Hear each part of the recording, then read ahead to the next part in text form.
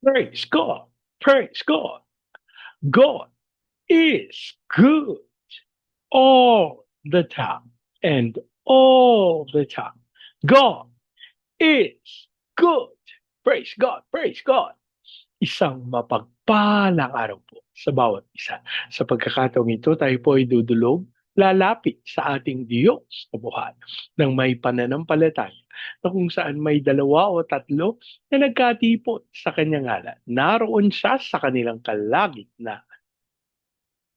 Sa araw na ito, tayo po ay dudulog sa Panginoon sa ngalan ng bayan ng Argao sa probinsya ng Cebu. Ating hihilingin na maitatag ang altar ng ating manunubos sa bayan ng Argao. May mutag sa atong mga kaigsuunan diha sa Visayas o sa Mindanao. Bisan pa katong atong mga kaigsuunan nga anaa sa Luzon ug sa laing nasod. Dalaygon ang Ginoo sa walay katapusan. Ang ating pong pagsambay mula sa Aklat ng Mga Awit, 83 kabanata, ang talata po ay 16. Mga taong yaon sana'y hiyain mo upang matutong maglingkod sa iyo. Mga taong yaon sana'y hiyain mo upang matuto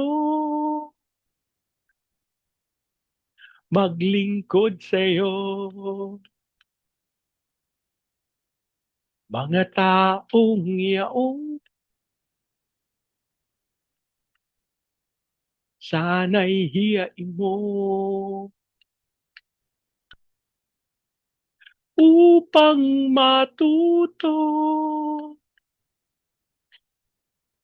maglingkod sa iyo. Maraming salamat po, Ama, sa pagkakataon na minsan pang makadulog at makalapit sa iyong banal na harapan. Ama, kami po'y nagpapakumbaba, humihingi ng tawad sa lahat naming pagkakasala. At aming idinudulog sa iyo, Panginoon, na kami ay patawarin, linisin sa pamamagitan ng banal na dugo ng aming manunubos. Habang amin ding idinudulog sa iyo ang bayan ng Argao, sa probinsya ng Cebu. Ang aming panalangin ng lahat ng altar at lahat ng kasunduan na ginawa sa bayan ng Argao nang hindi ayon sa pangalan ng aming manunubos ay mapawalang sa pangalan ni Jesus at ang aming hiling sa pangunguna ng iyong Santong Espiritu maitatag ang altar ng aming manunubos sa bayan ng Argao. Maraming salamat po ang aming pag-asa. Tinugon nyo at tinanggap namin ang aming panalangin sa pangalan ng aming Panginoong Yesus. Amen. Amen. Amen. Amen. Amen. Amen. Amen. Amen. Praise God. Praise God. Ang atin po pagbubulay ay mula sa aklat ng Genesis. Ika-41 kabanata, ang talata po ay 45. Binigyan niya si Jose ng bagong pangalan sa Fenat Panea at ipinakasal sa kanya si Asenat na anak ni Potifera, ang pari sa Heliopolis. Bilang gobernador, pinamahalaan ni Jose ang buong lupain ng Ehipto. Ang Diyos po ang magpala ng kanyang buhay at makapangyarihang salita. Sa bahagi pong ito ng banal na kasulatan, makikita, matatagpuan po natin na si Jose ay binigyan ng bagong pangalan ng paraon. At ito po yung pangalang sa Fenat Panea. Ngayon po araw na ito, tayo po ay magsasaliksik patungkol sa pangalang ito at tatlong kahulugan po ang ating nakita na maaring ibig sabihin. Ito po ay sa kadahilanan. Wala pong exact meaning. Ano po? Yung pangalan na iyon sa kadahilan ng, alam niyo po, isa sa mga tinutukoy ng mga nag-aral ng bahaging ito ng banal na kasulatan, ang Ehipto po ng pagkakataong ito ay ito po yung pasimula ng kanilang pag-unlad dun sa kanilang edukasyon, dun sa kanilang pamamahala. Pero, alam niyo po, isang katotohanan, wala po kayong matatagpo ang kanyang pangalan. Ano po? Sapagkat ginawa po nilang alisin o itago si Jose sa kanilang kasaysayan. Ito din po ang ginawa nila kay Moises. Ano po? So, ang ibig pong sabihin, sa kadahilanan na ganito yung kanilang ginawa, so yung exact meaning is supposedly wala din. Ano po? So, hindi makikita. Gayon pa man, ayon sa mga nagsaliksik, mari daw po ang ibig sabihin, una, ang ibig sabihin ng pangalan ni Jose ay God speaks or God loves. Ito po ay sa kadahilanan na yung pagkakataon na walang makapagpaliwanag nung panaginip ng paraon, si Jose sa karunungan na kaloob ng ating Panginoong Diyos ay may paraan upang ipaliwanag ano yung napanaginipan ng paraon. Kaya't kinilala ito bilang pangungusap ng Diyos, karunungan ng Panginoon. At ito po ay kinikilala bilang pagmamahal ng Diyos. Sapagkat isa pong katotohanan na kapag ang Panginoon ay nangungusap, dumadaloy po ang pag-ibig. Nagiging napakaliwanag. At ito po yung nakita na nung ipinaliwanag ni Jose yung panaginip ng paraon, aba, natagpuan na samantalang may mangyayaring hindi maganda matapos ang 7 taon ng pananagana, nangangahulugan ng karunungan ng Diyos, ng kanyang pagmamahal na kanyang ipinapahayag. Uy, may darating na panahon ng taggutom. Ano po? At nakakatuwa sapagkat ang pangungusap na ito ay kanyang ipinahayag sa isang tao na nagtitiwala at tunay na naglilingkod sa kanya. Mga kapatid, ako po'y buong pusong nananawagan sa bawat isa sa atin. Saan ba tayo patungo? Ano ba ang ating uh, end game? Ano ba yung katapusan? Ano ba yung iniisip natin? Matatapos ako sa ganitong pamumuhay. Ano po yung ating nakikita na magiging katapusan ng ating buhay, ng ating paglilingkod sa Panginoon, sapagkat hindi natin dapat baliwalain saan tayo tinawag ng Panginoon. Ano ang nais ng Panginoon na mangyari sa pamamagitan natin? Meron bang pananalita ang Diyos? Meron bang kalooban ng Panginoon na marapat na maipahayag sa pamamagitan natin? Naku, mga kapatid, wag natin itong baliwalain. Ako po bilang naglilingkod sa Panginoon at gumagawa ng kanyang kalooban.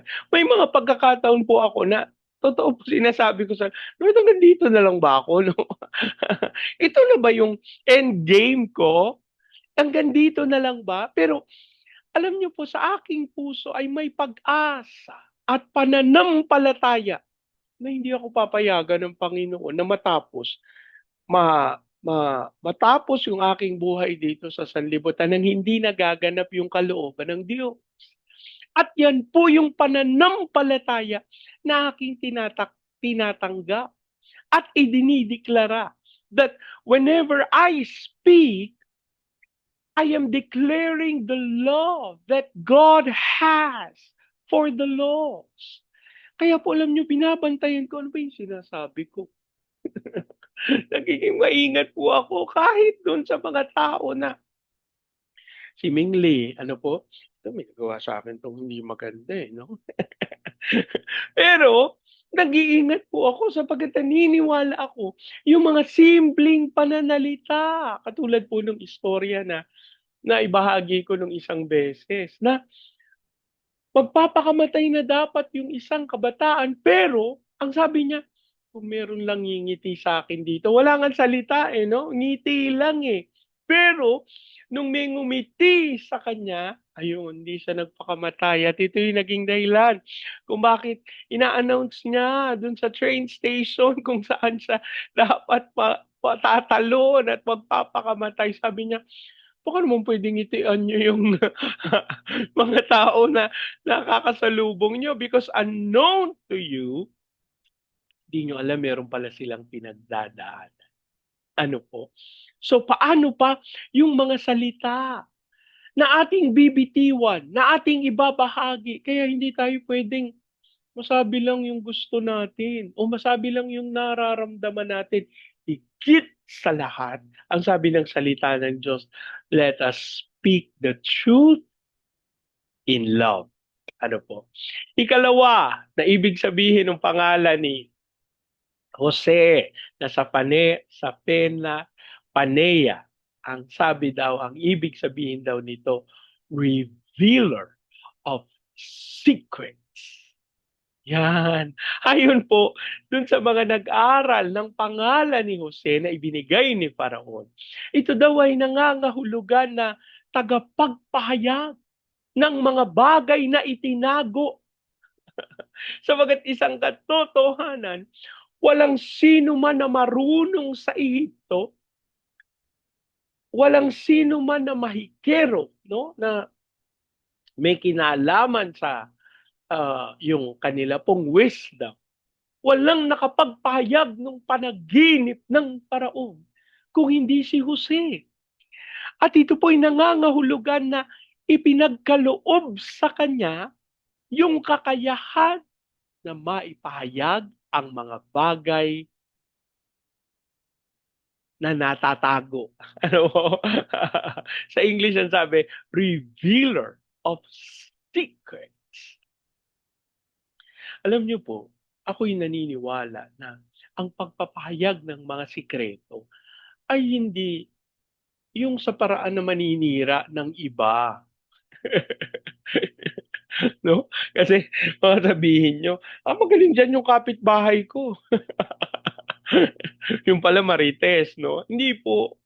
Hindi po yung magpapahayag tayo, magkukuwento tayo, magtsitsismis tayo, lalo na yung mga walang katotohanan. Mga kapatid, tigilan natin yan. Kasi hindi tayo diyan tinawag ng Panginoon. Bagkus sa katotohanan, the Lord has called us to reveal His secrets. Ito po yung tawag ng Panginoon sa atin, na maipahayag natin yung mga dakilang bagay na nalingid, yung mga katotohanan na itinago. Bernie, bakit ko naman pag-aaksayahan ng panahon yan, itinago na pala. Nilingid na pala. Bakit ako pa ang gagawa ng paraan? Because we are going to do this to reveal God's salvation to the lost. Yun po yung sikreto. Yun yung katotohanan na marapat nating ipahayag. Na naparito ang ating Panginoon mula sa kalangitan. Alala ko po yung sabi ni Pastor Danny Garcia. Ano po sabi niya? Si Jesus na tagalangit, ninais na maging tagalupa upang tayong mga tagalupa maging tagalangit. Alam niyo yung isang kanta, napakaganda. You didn't want heaven without us. So Jesus, you brought heaven down. Di ba po, isang katotohanan? Ayaw ng Panginoon na may langit, pero wala tayo doon.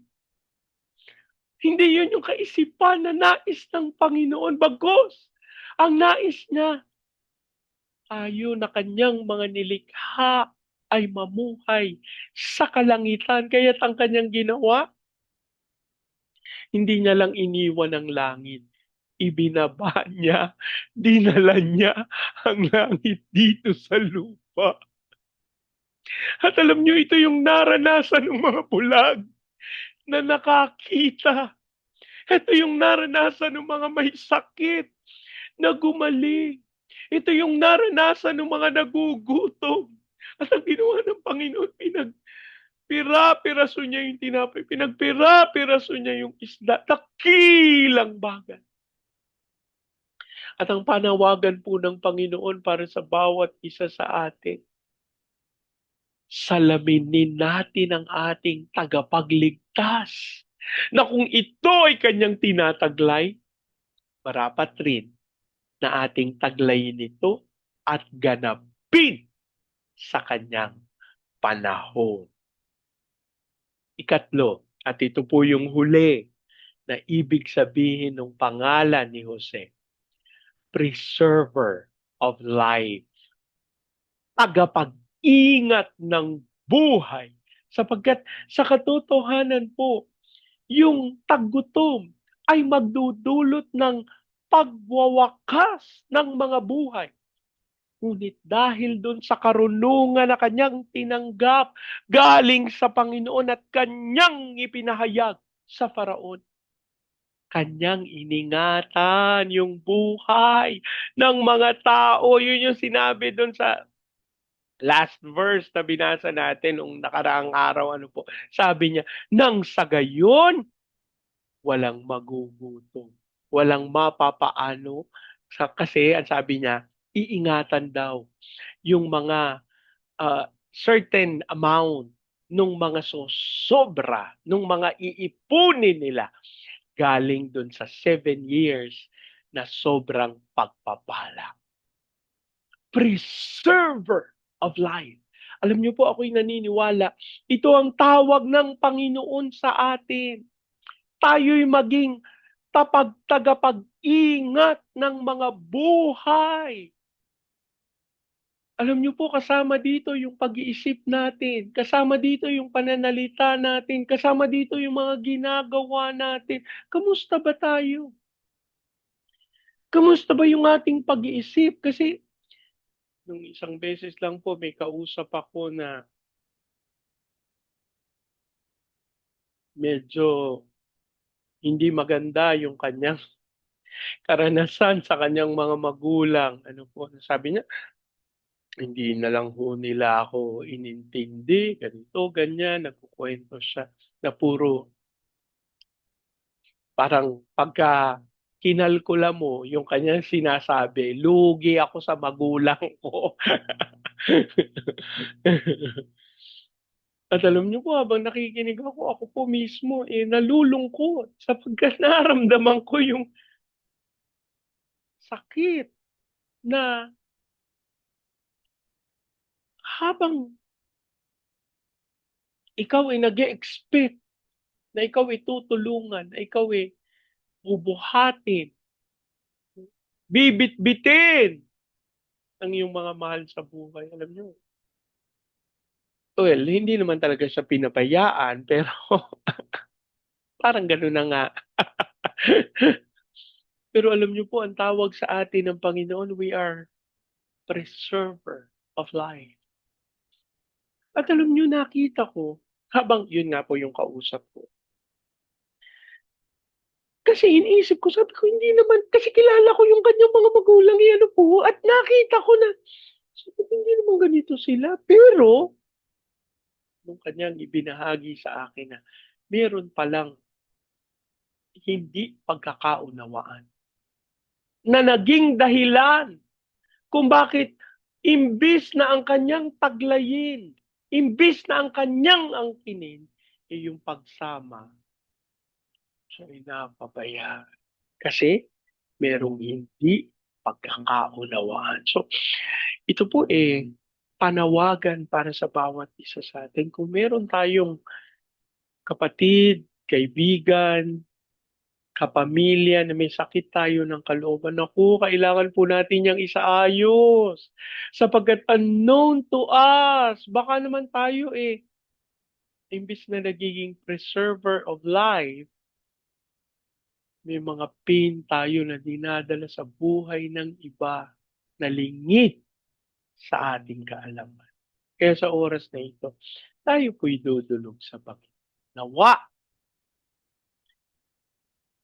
maganap natin yung tawag ng Panginoon para sa bawat isa. Nalangin.